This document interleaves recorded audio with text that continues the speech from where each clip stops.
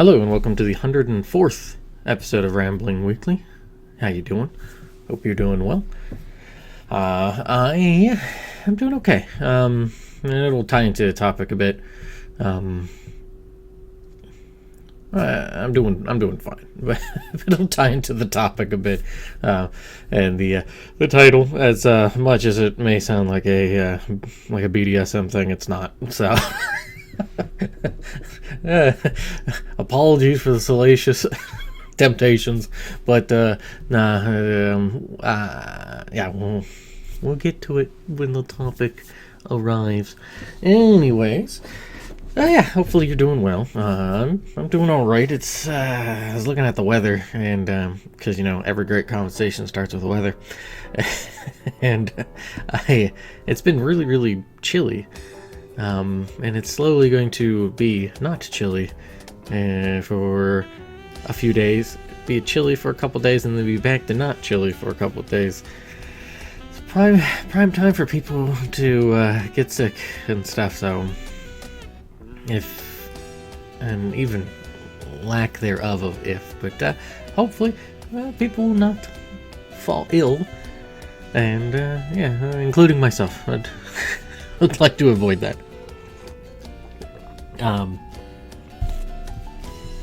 Yeah, so what has been going on? Work's been fine. I actually took off a couple days so I could sort of recharge my battery. For starters, I didn't get to set up anything for Christmas last year, so because I went on vacation to Gettysburg. In December, unlike July when when the battle took place. But I don't know. I think it was nice to do it. It was unseasonably warm, or maybe soon to be seasonably warm for the time, and it was not overly busy.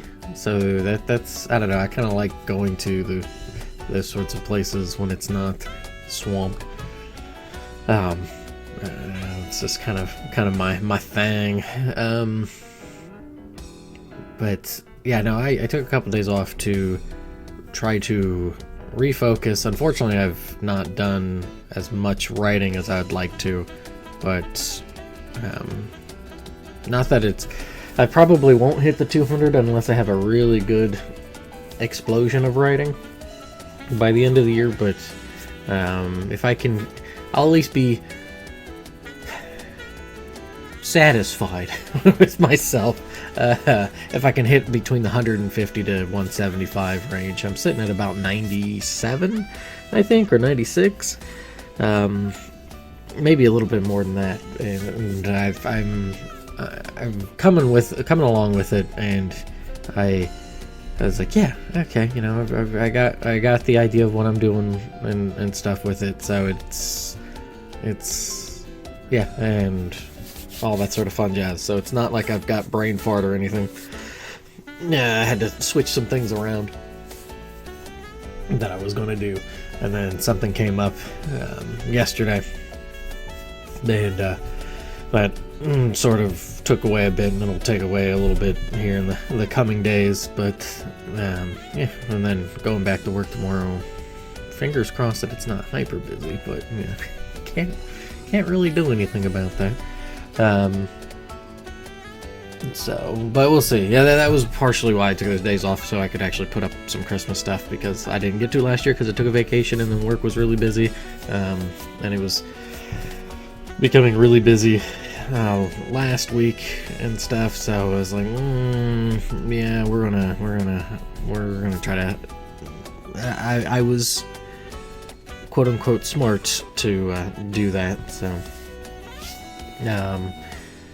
yeah, and then yesterday I actually went and I was guest on an episode a while back, but Matt, I got to meet up with him, get some lunch, so that was tasty, and got to check out this random little building called like Old Stone Fort, that claims to be like the oldest standing building left in Ohio. I don't know, you go to parts of southern Ohio and you start to be like, that or there's probably some stuff in Marietta. Either way, it was just still neat to see this tiny, what seemed to be like a 10 by 10 box stone fort kind of thing.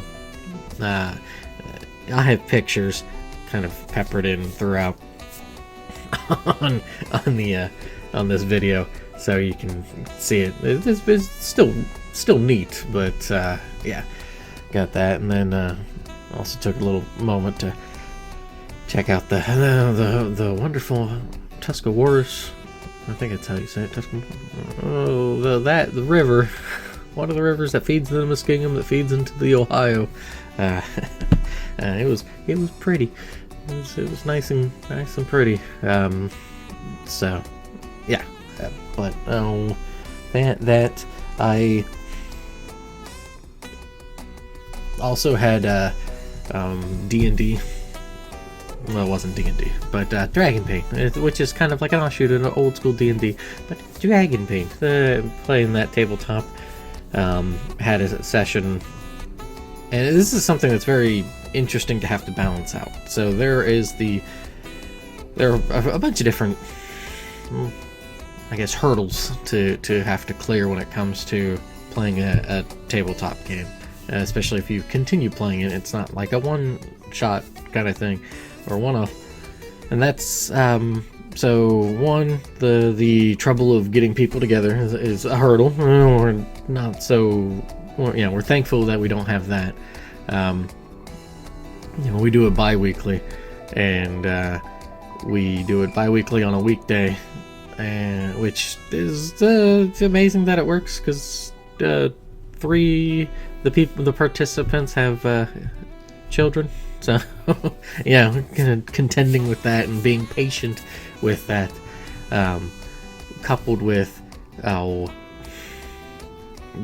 so because we're doing it at the time we're doing it, we do it online because a few people live not in the same state, and then like none of us, like the closest that we live to each other is about, I think it's me and I think it's about the same distance. So one person lives between me and another person, and that's probably about an hour and some change. I might be a little closer, but if it is, it's probably about like 15 minutes or something. And so we have that. So that's how close we are. Plus, the others live like out of state, and by out of state, I mean a few states. So we play online, which is that has hurdles in itself of online connections. Because I am doing the game mastering, dungeon mastering and stuff, I'm a bit more of a theater of the mind kind of person. I know it can be really neat and cool to have those whatchamacallit, the like physical things, or online with maps and stuff, and you can have effects. That's not really my thing. I can do a little bit of it, but I kind of prefer sort of just trying to paint a picture and then go from there. Now, I will say this, for puzzles or something, having the puzzle written out so that they can just read it, or so for example, this past session, something else with that is that we're doing it bi-weekly, but they're very short comparatively so to what you would normally have. Like, we play for maybe an hour and a half, 2 hours if it's like we're really into it kind of thing. And even then it's kind of hard, because it's like, well, we're pretty tired, we've got work in the morning, because we do it during, like, I think Thursday. We were doing it Wednesdays, now we're doing it Thursday, so it's a little easier because it's only one day that's kind of like tuckered out. But it's an hour and a half, and that's not including anything that's causing any sort of interruptions. Not trying to like wag my finger tisk tisk. But so kids have something that's popped up, or something, internet connections having issues, or what have you. Things that delay. And so it's something you have to combat with. But yeah, no, they're in a dungeon going on right now, and they entered it 2 sessions ago, and then they had a puzzle. They figured it out, and then they got to a fight, and the fight was saved for this session. Now they've been something about it is like I took over midway through so that my friend could play, because he likes to play, and also he's never done any sort of DMing, GMing before, and it's not like I have either, but with like at least doing writing some stories, and watching a bit of Critical Role. I haven't watched it in years, but or other kind of online D&D tabletop stuff. You kind of get an idea of, okay, like, not necessarily that you're going to cop and steal styles or anything, but sometimes you do. If anything, it should help turn some gears to be like, okay, this is something I like. So he's seeing how I deal with things, because he was very much by the book with the modules provided, and not that I've like thrown it out entirely, but because he started with that foundation, so it would not be proper, but B, it's like why let it go to waste? But in the same hand, I want him to have like just be unaware of certain things. And he said he didn't read through the back ends of it, which is fine, but still want to like put in my own spin on things and tweak some things around, like this dungeon they're in. This dungeon they're in has nothing to do with the module, though it will have like some rewards and stuff that tie into it. So it's but he's learning and seeing things, just how differently I do things. I also like to, do theater of the mind, that sort of thing. But I also like to do music and stuff. So that's always fun. Plopping in some music and stuff. I will say this: two more recent games have some really great music for things. For those who want the inspiration for it, or want to use it. Triangle Strategy, great music for battle themes. I think it's got I really enjoyed that soundtrack. I enjoyed the game. Still need to go back and play through it, but like that battle music works really well when having a fight. I think a lot of different ones of it do. And Octopath, the first one. I still haven't played the second one, but the first one's soundtrack has some really great atmospheric music. One in particular called On a Knife's Edge. Like I used that for them going into just basically like a giant's cave, which was just its little abode, and they were like, oh, this is kind of creepy. Like afterwards they're like, yeah, that was really tense. So just some just for things that work for me, maybe they'll work for you or something. I don't know, but so anyways, the session that we had last was nothing but a fight, because it took them a while. There's a bunch of skeletons, a bunch of skelly boys, and it's funny because to me, so when I took over, I kind of tweaked a little bit of things that were going on with the battle system, because the battle system is very, very toned down, which is fine, but there you have health and or hit points and or health points and willpower points, and those willpower points are what you use to do abilities or magic and stuff. So it's almost like HP, MP, but it's very low. Like unless you start taking some like heroic abilities as they're labeled, your max is 18. And so max is 18. You have armor that can cover up damage, but one good, like hyper good roll from something that has like that does 2d10 damage, which isn't a ton of things, but you know, like I think, for example, a short sword has a 1d10, so if you crit roll and get, you know, 2d10, and say they have a strength bonus or something, like they could kill, like not kill them, but knock them unconscious in one hit. Like if their armor is not good. Yeah, it's meant to be a much more like old school style tabletop, where it's like, yeah, you're probably gonna go down dying really easily, really quickly. So,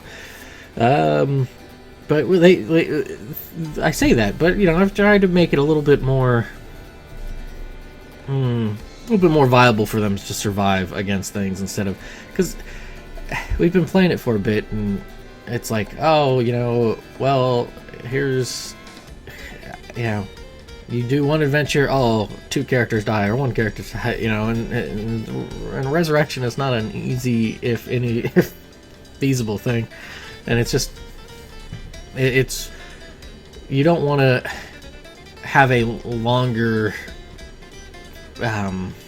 adventure just be nothing where it's like squish, squish, squish, squish, squish, because it's kind of like, well, that's not fun. Like, it might be fun for some people. I think it'd be a little demoralizing for others if it's much more of a shorter thing. There's like that one, like Norse-ish, or like from like a Scandinavian country that's like a post-apocalyptic, or like sort of right there at the cusp of apocalypse or something, where it's you know, you have like 4 HP or something. Like those are the, yeah, you're throwing them in the meat grinder kind of thing. That's very different energy, right? That's one of those you do real quick. You have one little thing, and whatever it is you do in that is what you do in that, and wow. But anyways, they had this battle, but some of the previous battles, especially since I've taken over, they've done really well. Like they have steamrolled them. The first one they did, they steamrolled it, but they steamrolled it by having a plan set in place. They were really good about, okay, you know, boom, boom, boom. And then I think there's only been a couple fights that they've had, now that I think about it. The second one that they had, they were with another group, and they sided with the group instead of like turncoating and joining these attackers, which they could have done if they wanted to, or, you know, set themselves up as the third party in a three-way fight, and they steamrolled the attackers. So they got to this fight, and they were crushing.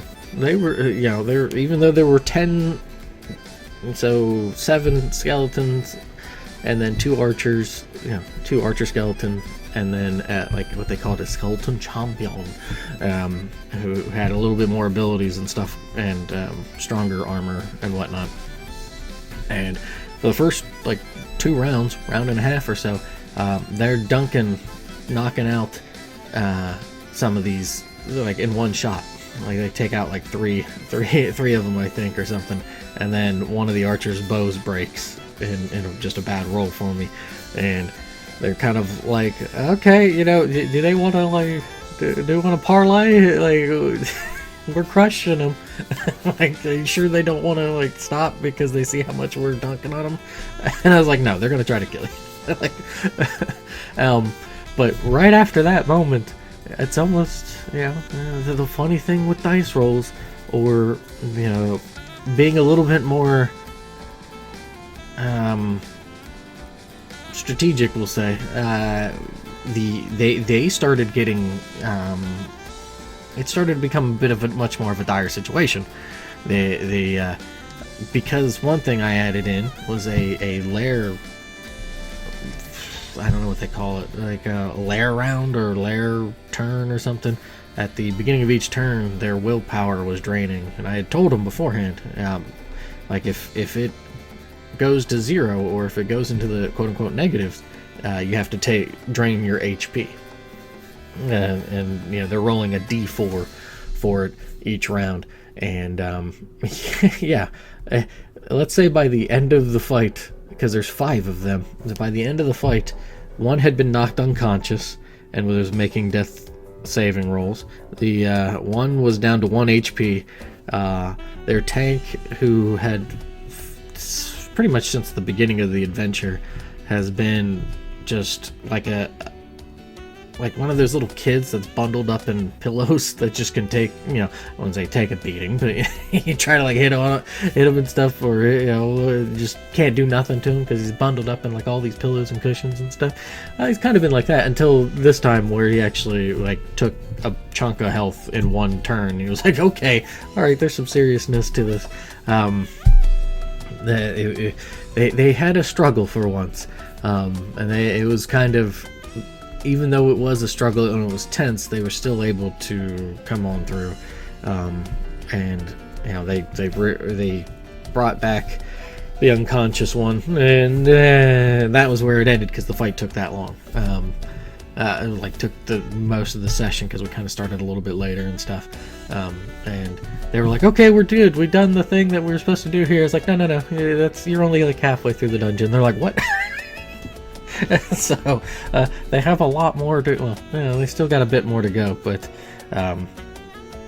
maybe it's something I'm trying to learn, is to try to balance that, because it's, you're doing dice rolls for things. So, and with how the attacking mechanics work in this game, it is, you say you have a skill in swords. So you have like you have skills for weapons as well as different actions and functions and stuff.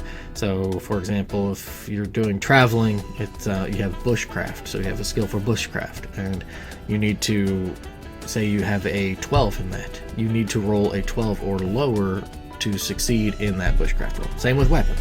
So say you only have a 10 in swords, and you have a sword and you go to swing it, you only have a 50% chance of hitting it. There isn't you don't get bonus, like a bonus to your rolls or anything. You do get, there are advantages or disadvantage. They call them boons and banes, and so those can happen. But yeah, it was some good times there. So and I think they actually liked having a little bit more of a tough fight, because it was honestly, I think the last time they had a tough fight was when I was with them as a player, and pretty early. It was one of the first handful of sessions, I think, and I think it's because there's 5 of us, so it's a little easier, I think, to, if you just simply follow a module, to be like, but that's also the balance of, well, the dice roll, because there's going to be times where, you're just going to roll really, really poopy. But I'm also trying to help them understand that you have all these different tools in the kit, so don't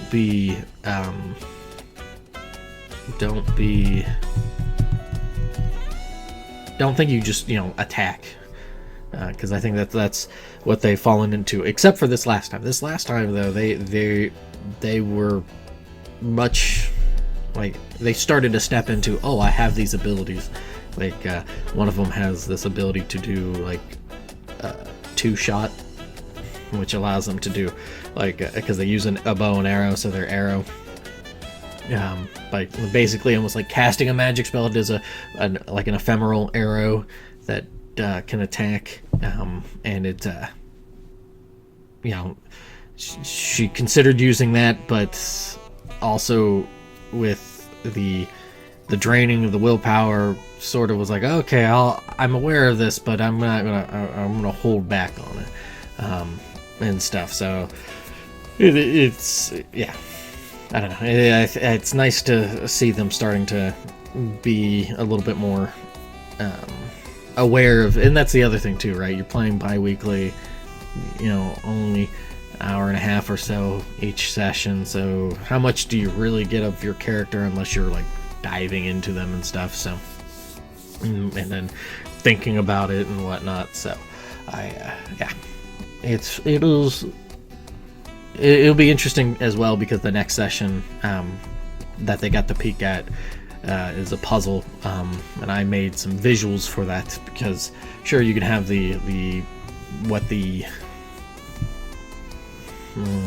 what's written as a puzzle, that kind of gives a clue on what to do, but it deals with flowers and stuff, so I made a picture of the flowers for this botanical garden area. I don't know why I said it like that, but so yeah, but that is that.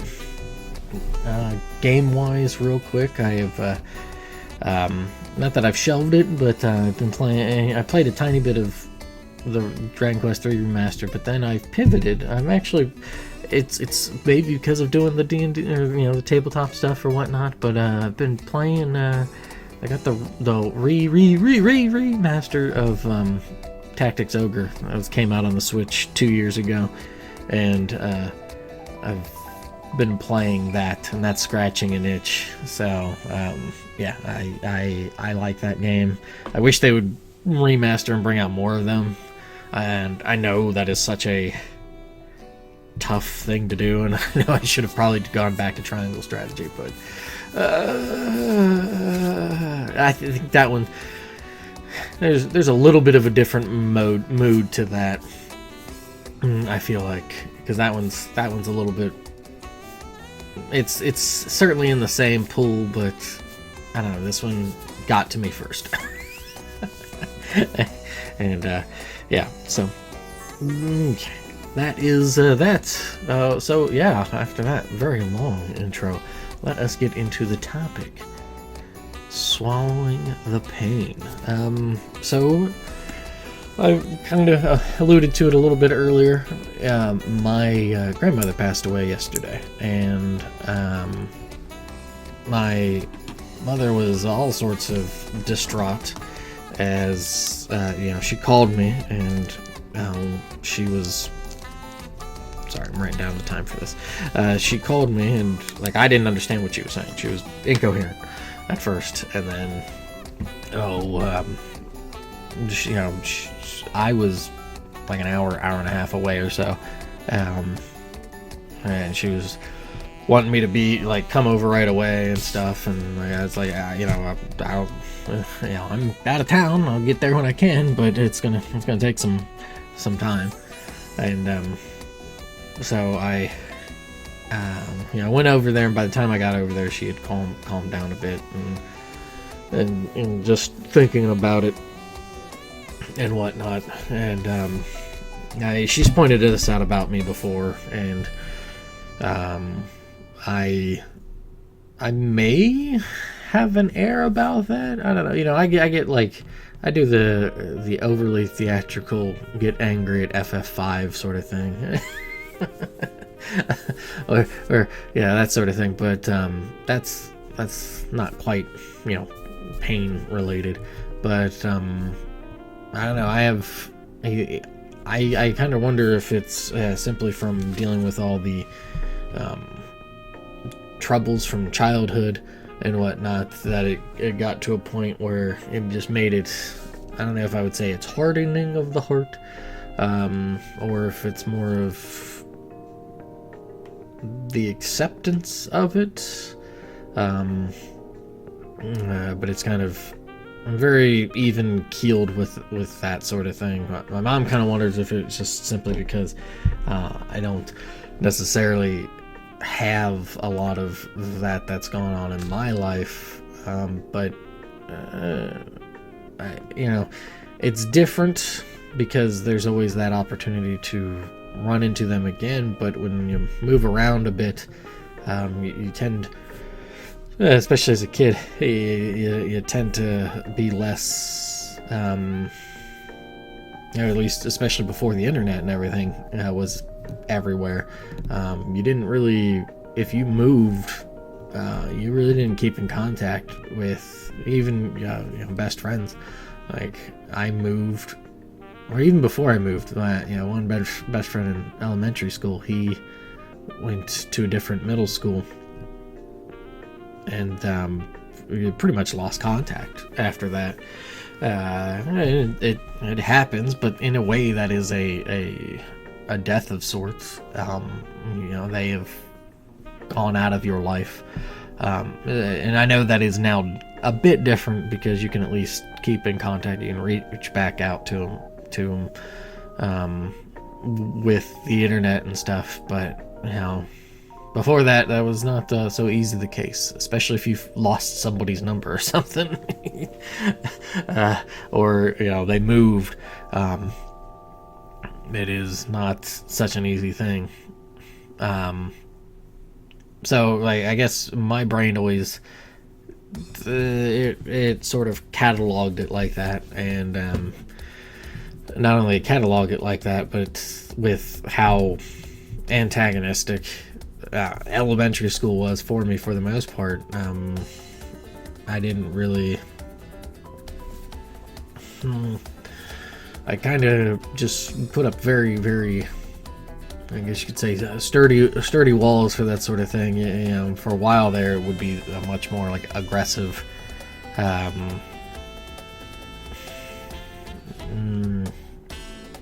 I guess you could say prickly walls. Somebody makes a snide comment, you make a snide comment back. That's kind of the environment you grow up in, is to quote unquote defend yourself, being prickly or being more reclusive, which is certainly something I did a bit more of, was just being away from everybody.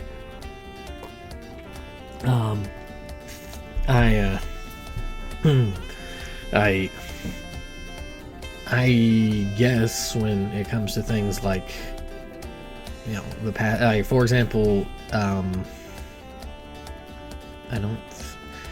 think it was last year. I don't think it was this year. Somebody that I lived with in middle school, who, my brother Cody, he was on for an episode, and we lived with this person who was in between Cody and my age, so because he and I are like 6 years apart, just about 5.5. This individual was nice, right smack dab in the middle, so there are things that Jeffrey and I could do. And I think I might have told the story before. He was the one that was with us with the snake and stuff in the trash pile. But there's also things that Jeffrey and Cody could do that I would be like, I'm a little too old for that. So it was a nice bridge. But he unfortunately passed away. I don't know if it was. I think it was 2 years ago, back in January. I think it was, it would have been last year, January. So, 23, I think. But, he passed away in a car accident, motorcycle accident. Which is always, that's always very disheartening to see. But, especially with, he left behind a very loving wife, and I think he had 2 kids. One who was a little bit older and one who was still very young. And these things happen, and it is a form of pain, right? That sorrow, and that suffering. But I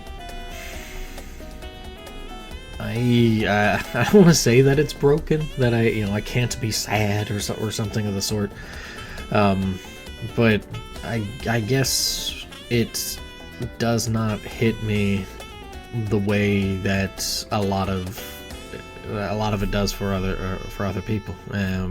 Part of that's also my mother. I think I see this. My mother is much more of an emotional individual than I am.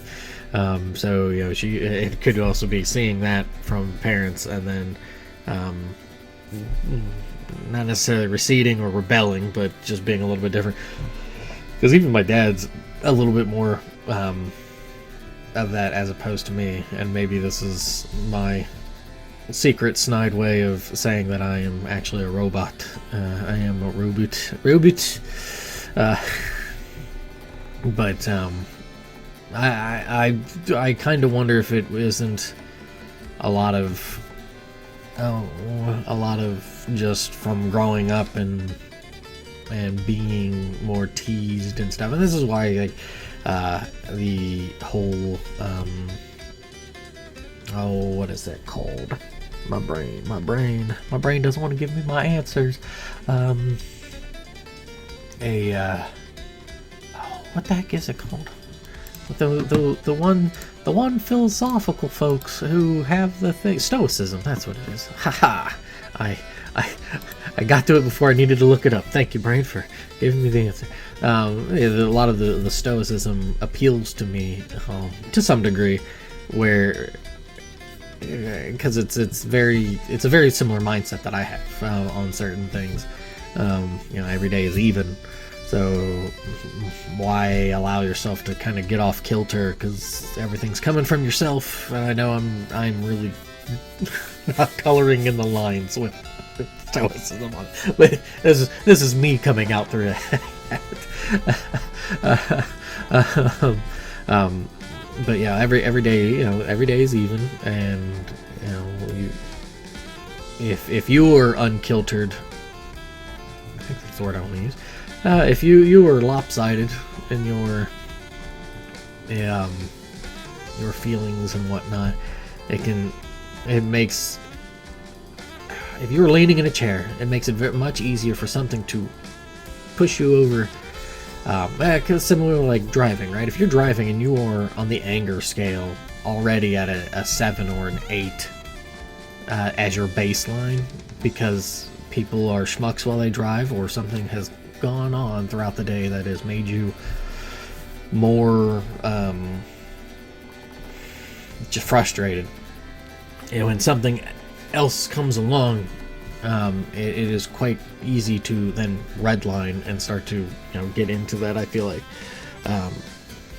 So I guess that's where that stems from for myself, is that even when things are unfortunate, or there's something that's sorrowful, or even like something that's nice and pleasant,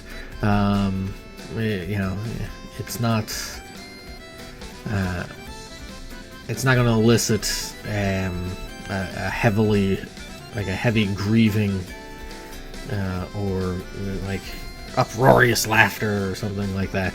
You might get just a somber tone or a sensible chuckle from me in that, but I don't have a good way of like externalizing that, which makes me an absolutely awful, dreadful person to confide in when it, or at least I feel like it. Maybe some people feel like I am good, because if I almost come across as like a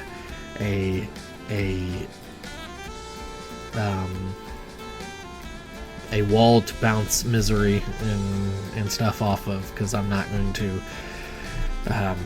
I can be the sturdy pillar that somebody can lean on or whatnot, but I am absolutely dreadful when it comes to making that like sympathetic connection. Not to say that I don't understand it or I can't empathize, but I don't have a good way of verbalizing it. Nor am I good at like I don't know. With like I guess in a sense a physical one, like a hug or a pet. I'm not a very touchy-feely kind of person, so I kind of have that. I'm very stilted in that regard. So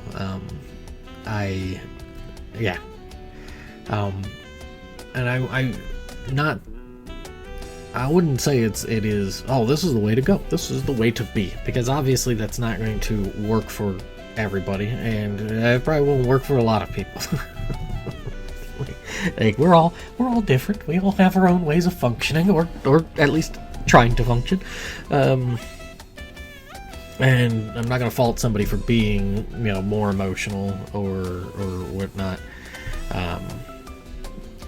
And I do, though, wonder how, sometimes if it's not more appropriate to do that sort of thing, because we tend to unhitch the restraints. We become unfettered, and a lot of people will share things or put somebody on blast because they're trying to maybe not necessarily get one up on somebody, but say somebody passes away, and then a whole lot of baggage becomes, oh, well, now I'm going to talk about all the horrible things this individual did. And which I kind of, I wonder if there aren't certain secrets that, how to put this? It's not, I guess, because then what does it do at that point if wait until then? Especially now that not only is the individual passed, but those things have passed, how good is it to unload that? I kind of wonder if it isn't, while there may be a catharsis in unloading, there is less internal working done. And I could be wrong, I don't know, I'm not in anybody else's head, to kind of climb over that mountain of burden. I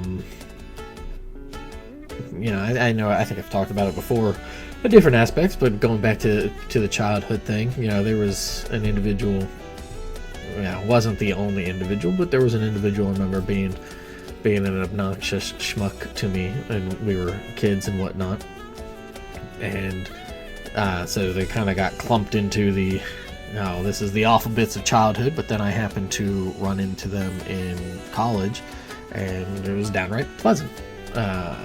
The few interactions that I had with the individual, it wasn't like we all of a sudden became super duper best friends or anything like that, but it helped me in overcoming all of that internalized stuff, because I also didn't really, outside of saying people were schmucks, I didn't really pinpoint this person, this individual. It just sort of turned into this mass, this hideous, ugly mass within my bosom. What is wrong with me?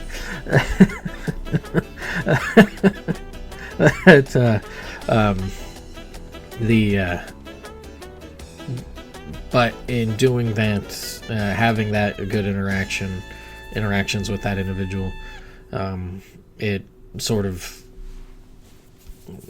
helped kind of unknot some things, just some ugly resentments that maybe they had been buried way deep, that they're in my heart, to just kind of unknot them and whatnot. And sometimes that ain't gonna work for people. Sometimes even interacting with people you try to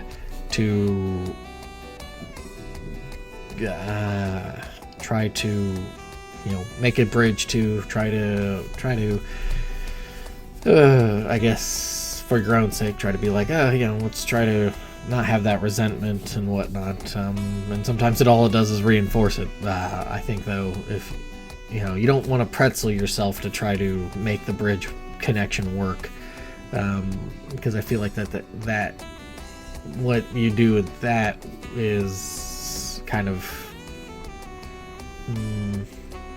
I don't think that's a good way to go about it. I could be wrong, but I feel like that if you try to do that for everybody,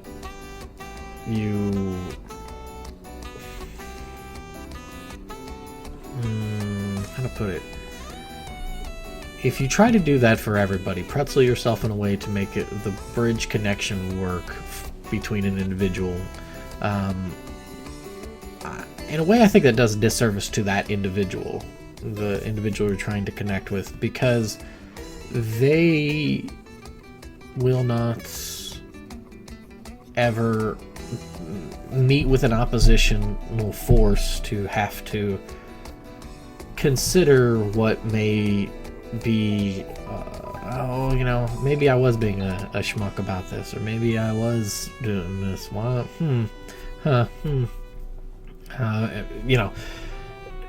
perhaps it'll never come up.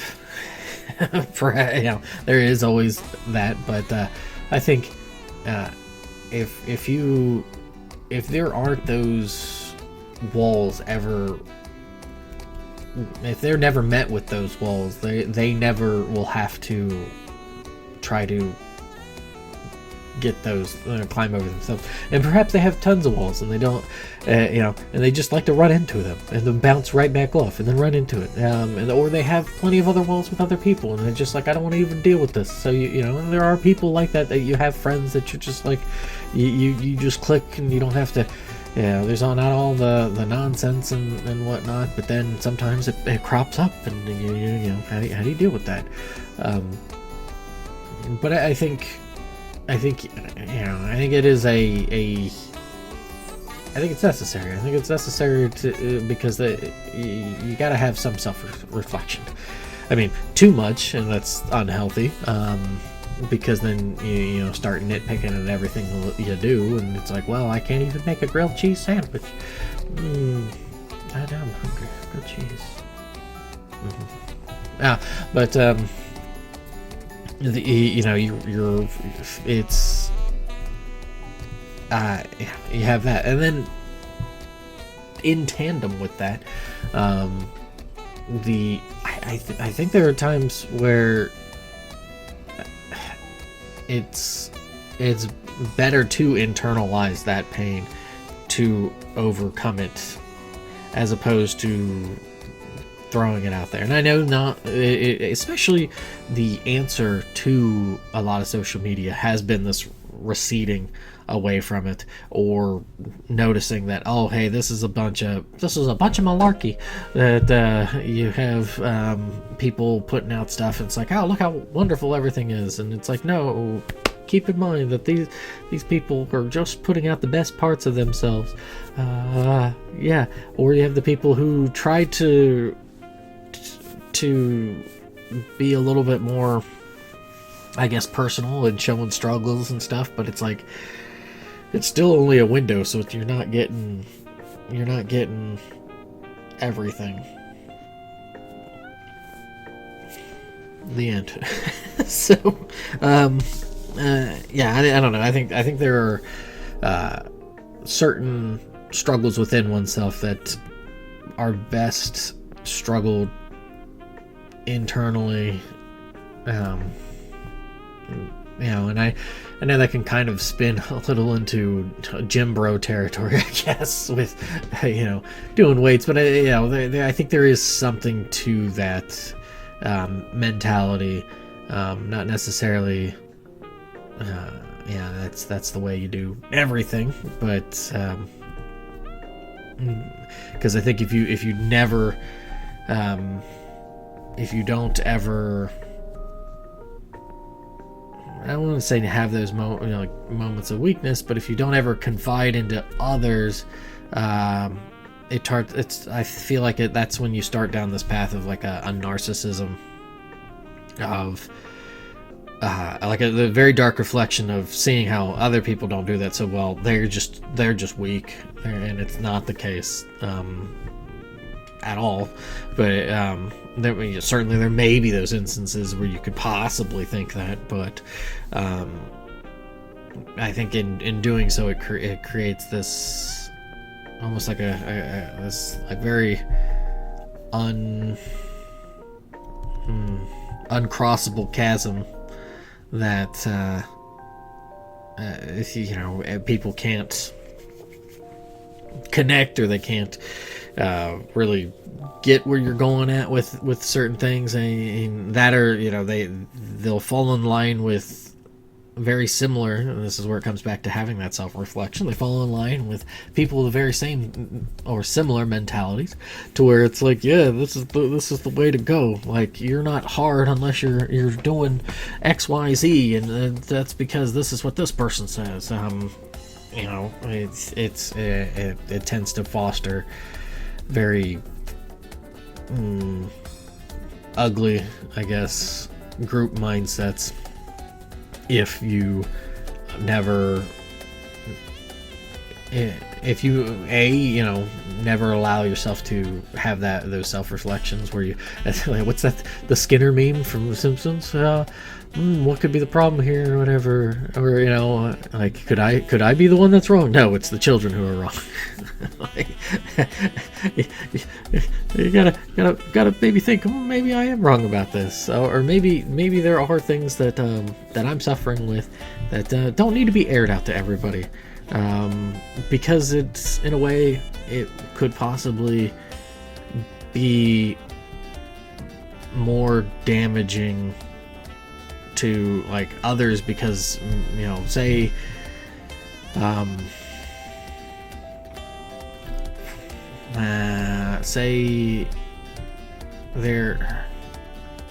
there's something that you have that is causing a problem, but because of how other people are around your life, that problem has come to exist because of them, and they have tried their best to not allow that to be a problem, but instead what it has done is it is slowly making more problems. I know I'm talking really, really vague here, but but you don't want them to feel like they are the cause of that problem, or because they've done what they've done, that they've exacerbated a problem. And so you just try to keep it to yourself. I don't personally see a problem with that. It's when you keep that problem to yourself, and then it starts manifesting into, well, because of this problem, I'm going to start doing hard drugs, or I'm going to start having some really, really, really questionable behavior. That is where it becomes a problem. Yeah, certainly that is something to be cautious of. But if it is not manifesting itself in that sort of way, or if it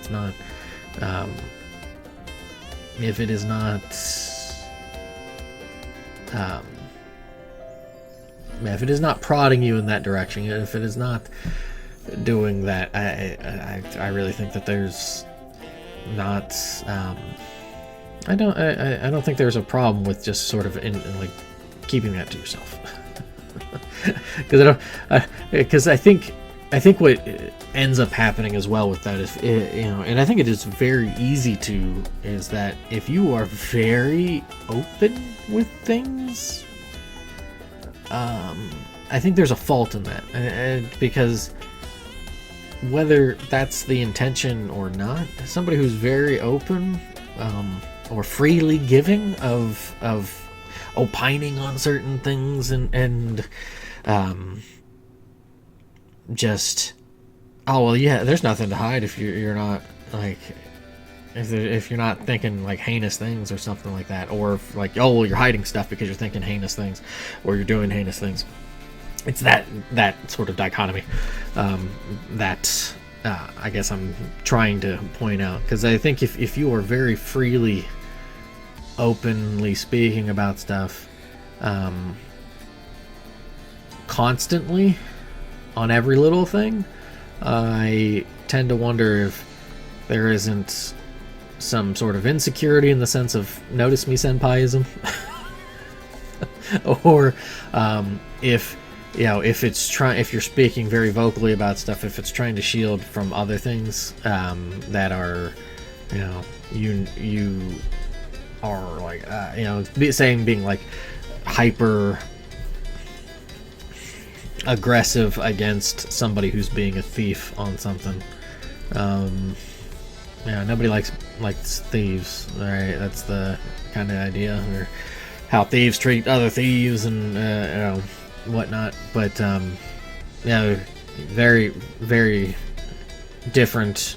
The thief of somebody like Jean Valjean from Les Mis stealing a loaf of bread to feed his sister and her kid, or a kid who's stealing stuff to feed themselves, that sort of thing.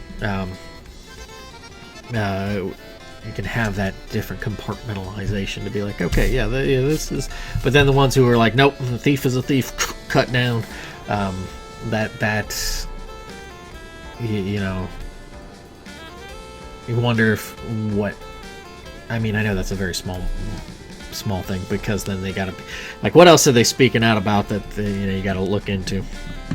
That they might be like, like, you gotta keep an eye on this one. Basically, what I'm saying is that, like, being vocal about everything, and then also just, I kind of wonder if there isn't like that insecurity of, hey, I want to be a part of the group, but also how much easier it is to kind of speak through a set of lies to try to like keep up with that.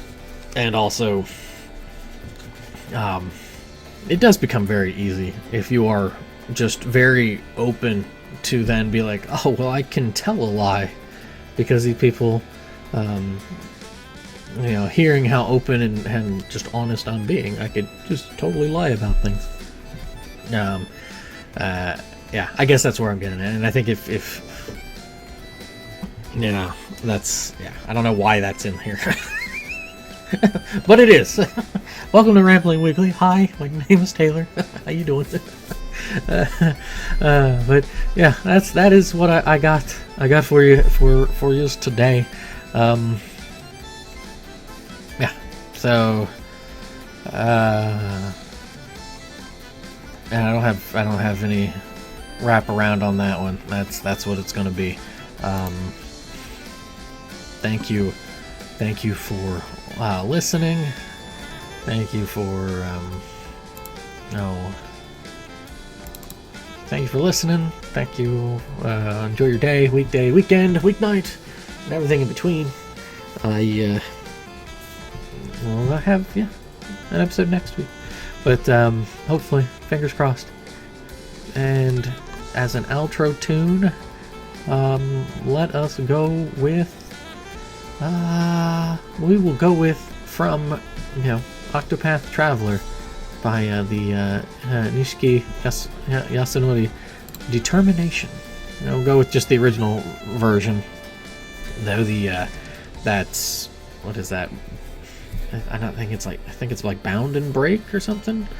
We're like arrangement album with 12 tunes. That Determination's pretty good as well. So, but we're going with the original version. So that's it. Thanks once again.